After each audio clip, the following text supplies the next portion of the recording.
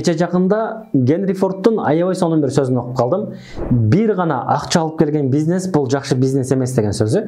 Чындыгында аябай жакты, анткени менин деле акыркы бир канча жылдан бери оюмдагы болгон идея ушу болчу да достор. Анткени бизнесмен бир гана акча табыш үчүн же бир гана акчанын аркасынан чуркабаш керек. Бул толук кандуу бизнес болбой калат. Менин жеке терминологиямда осознанный бизнесмен деген түшүнүк бар. Бул эмне? Бизнесмен бизнес кылуу менен коомчулуктун кайсыл бир маселесин, кайсыл бир көйгөйүн да чечип бериш керек деген ишенимдемин. Ушул эле Кыргызстанда өзүбүздүн мекенибизди ала турган болсок, өлкөбүздө чечилбей жаткан жана чечимди күтүп жаткан толтура көйгөйлөр бар. Билим берүү жаатында, китеп тармагында, саламаттыкты сактоо тармагында, социалдык тармактарда толгондой проблемалар бар.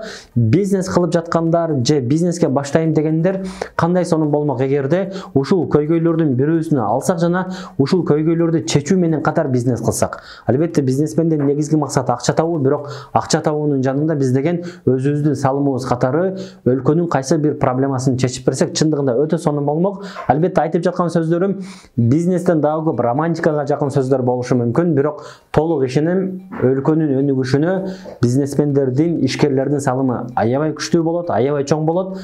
Күчтүү ишкер өнүккөн өлкөнү курганга чоң бир фундамент куруп бере алат.